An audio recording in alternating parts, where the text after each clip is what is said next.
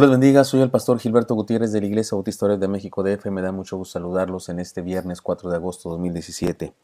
Iniciamos el estudio del Salmo 119, esta es la primera parte.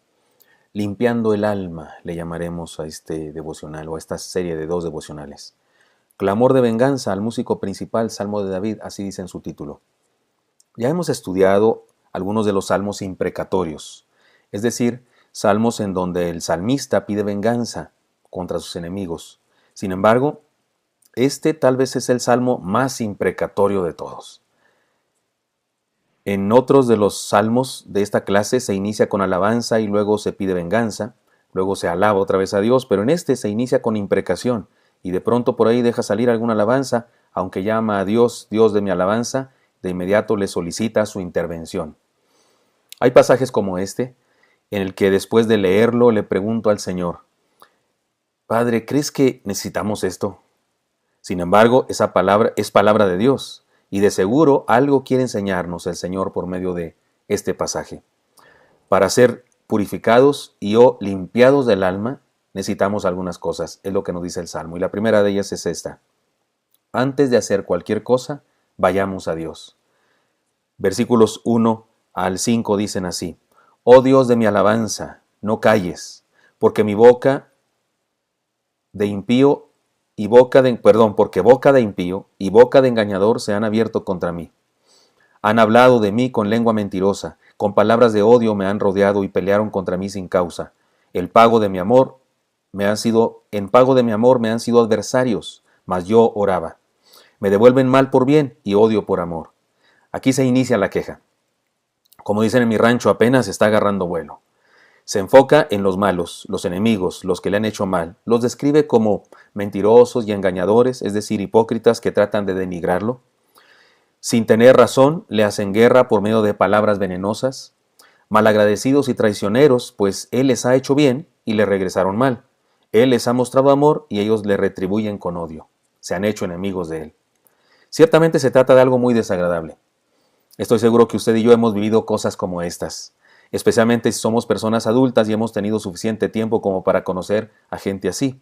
Gente a la que amamos, gente a la que servimos o a la que hemos ayudado de alguna forma y después nos enteramos que hacen chismes respecto a nosotros y o nuestra familia. Lo hermoso es lo que dice David o el salmista al que encargó este salmo en el versículo 4 dice, mas yo oraba. La construcción gramatical en el hebreo es curiosa. Es como si dijera, pero yo soy todo oración. Pero yo soy una oración viviente, es lo que trata de decir. No significa que realiza la actividad de orar, significa que se ha convertido él mismo en una oración permanente. Trata de hablarnos de un tipo de oración profunda, seria, constante y apasionada.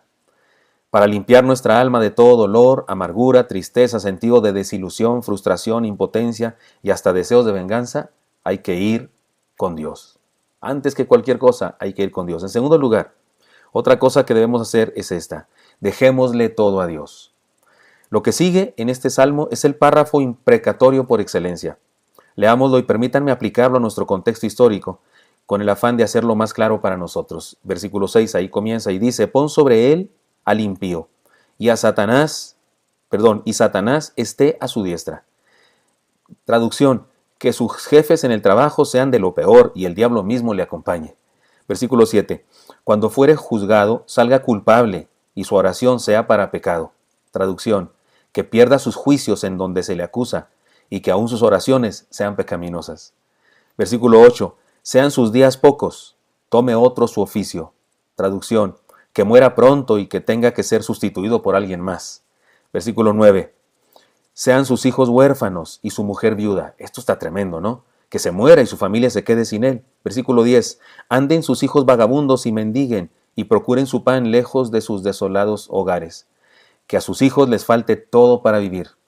Versículo 11, que el Creador se apodere de todo lo que tiene, que el acreedor se apodere de todo lo que tiene y extraños saqueen su trabajo. Que le caiga una auditoría de Hacienda, podríamos decir, y sus tarjetas de crédito estén hasta el tope y no las pueda pagar. Versículo 12, no tenga quien le haga misericordia, ni haya quien tenga compasión de sus huérfanos. Eso también está tremendo. Traducción, que nadie ayude a sus hijos. Versículo 13, su posteridad sea destruida, en la segunda generación se ha borrado su nombre. Traducción, que aún sus hijos mueran jóvenes para que no tenga descendencia. Versículo 14. Venga en memoria ante Jehová la maldad de sus padres, y el pecado de su madre no sea borrado.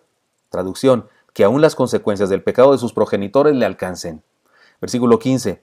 Estén siempre delante de Jehová, y él corte de la tierra su memoria. Se refiere a los pecados.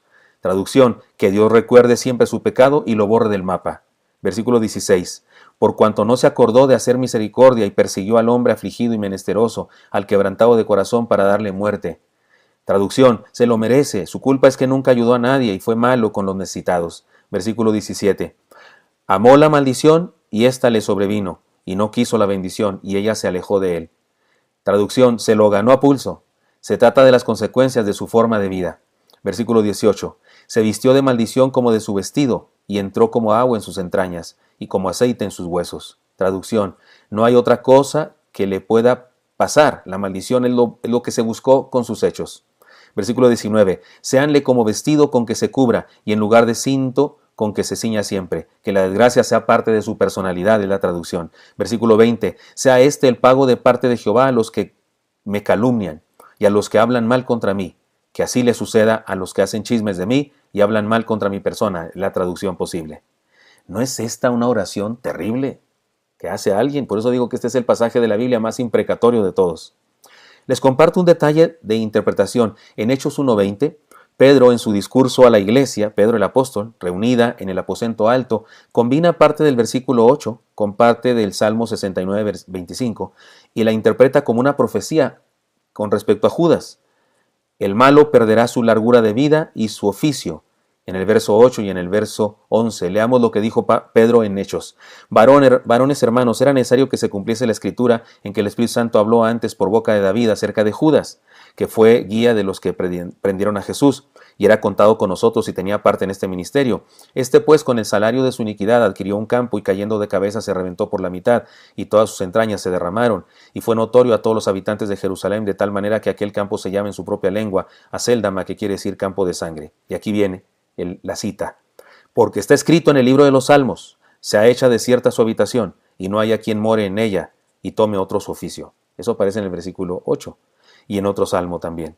Es necesario pues que de estos hombres que han estado junto con nosotros todo el tiempo que el Señor Jesús entraba y salía entre nosotros, sigue hablando Pedro, pero nos ayuda a entender esto, al aplicar Pedro este versículo a Judas, nos ayuda a entender el tipo de maldad que se describe aquí. Se trata de algo terrible, como la traición de Judas. De hecho, toda traición es una maldad terrible como la de Judas.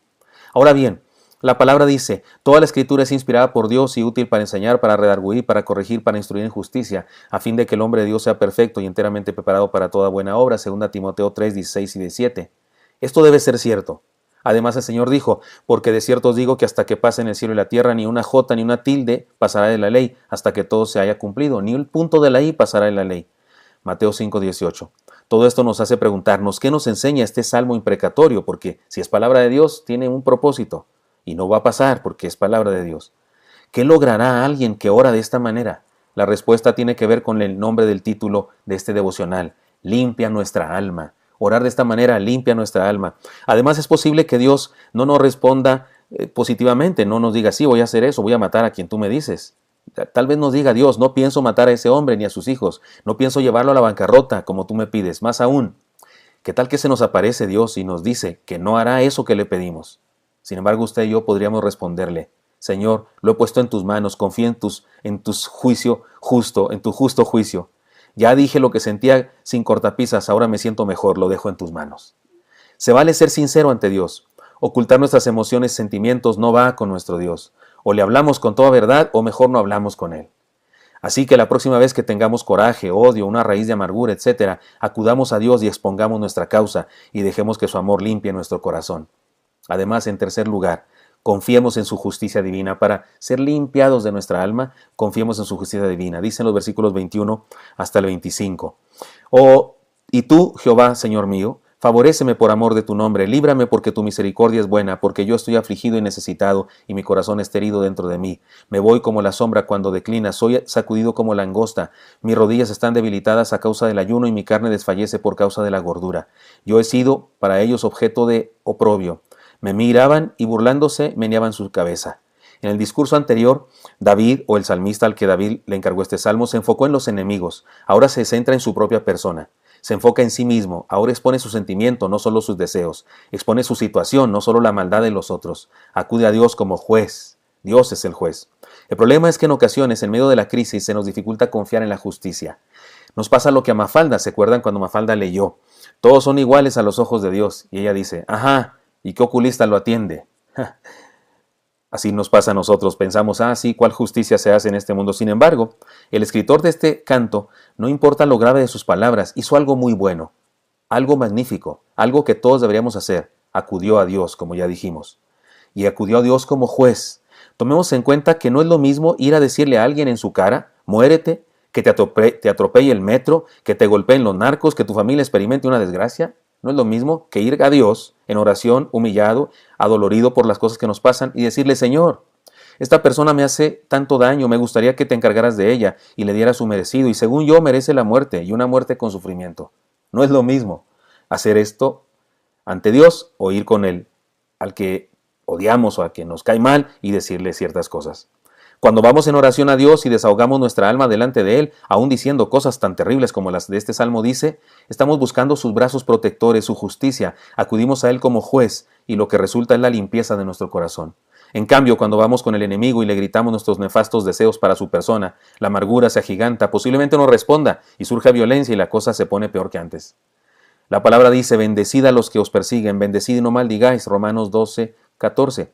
Y alguien podría pensar que este salmo contradice esta palabra, pero no es así, porque este salmo no es una canción para un ser humano al que odiamos.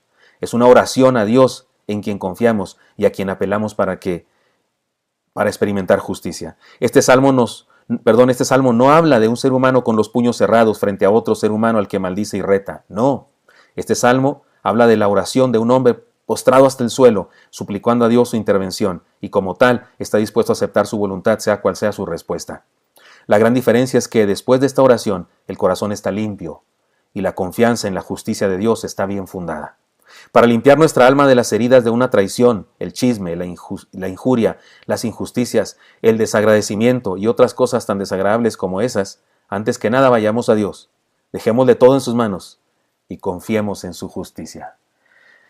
Espero que esto sea útil para usted y para mí, porque sabe que esto puede limpiar nuestra alma y me encantaría encontrármelo el día de mañana. Hasta pronto.